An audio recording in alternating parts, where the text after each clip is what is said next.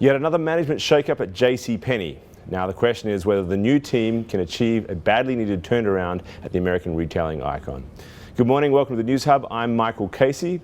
Breaking news this morning as hedge fund manager and activist shareholder William Ackman resigns from the board of Penney after a lengthy period in which he forced his own disruptive shake-ups on the company's management. And Emily Glazer joins us to tell us what this means. Good morning, Emily. How are you? Good morning. I'm good. So, listen, where do we stand here? Because this is all a bit sudden. Certainly. Ackman has certainly left his mark on the company, but he's now out. Does that mean he lost? And the sort of those in favour of the old guard won? Tell us a little bit. Right, so this was very touch and go. The past couple of weeks have been a media circus. Ackman puts out his letter, the board responds with theirs. They've been in huge disagreement over whether the current CEO, Mike Ullman, who was brought back after Ron Johnson had to step down, and whether he should stay or not. And so many have seen this as Ackman taking a loss, and we'll see, time will tell. We're hearing, this hopefully will be better for the company now that this can just come to an end. Well, of course, Ron Johnson was himself installed at Ackman's insistence, right? And he came in and made some radical changes. Is Penney going back to? I mean, that he got rid of discounts and he introduced a whole lot of changes to inventory management. Is Penney going back to the old Penney now? Absolutely, and that's so much of what Mr. Ullman, the current CEO, is doing.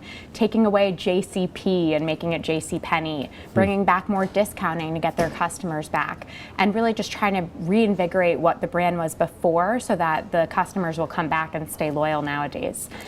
And for Ackman, obviously he still has a large stake in the company, right? Yes, and we're unclear right now exactly how that works. There are certain very specific rules that board directors have on whether or not they can sell their stake. When he was a director, there were certain windows that Ackman could sell, similar to one of his fellow board members, Stephen Roth, who sold, I think, something like 10 million shares a little while back.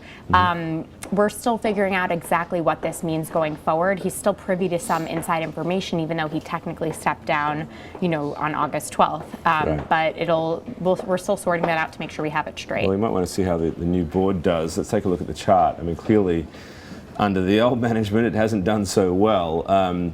Is this all entirely, the fault of say Ron Johnson and that crowd and the changes that were introduced, or is there actually a sort of a more secular trend here? I think many want to say this is Bill Ackman's fault. I'm sure we've seen lots of that. Everyone has an opinion about it, and that's a tough question to answer. The board also approved Ron Johnson, even if it was Ackman's idea.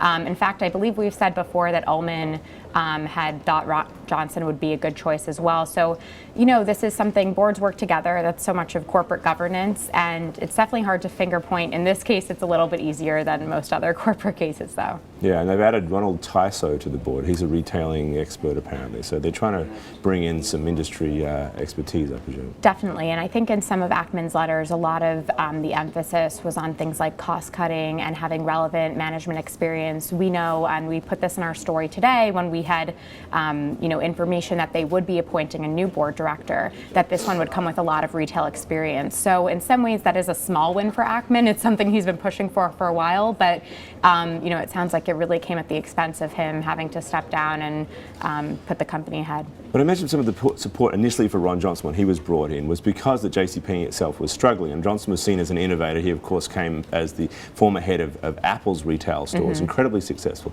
Introduced a model that was perhaps applicable to Apple, but not so much for JCPenney. Right. But if we go back to that moment, clearly there were some underlying problems, and those still have to be dealt with, right? Absolutely. JCPenney's been struggling for years. This is not something new. But so much of what happened under Ron Johnson created this class system within the workers. It really lost a lot of customers. So instead of improving, it worsened some things. Yet again, there are some ideas that he presented, the store within a store model, that, maybe they'll use part of it, and we think they probably will, but so much of it seems like with Mike Ullman right now is keeping the vendors comfortable, satisfied, and bringing the customers back as much as they can.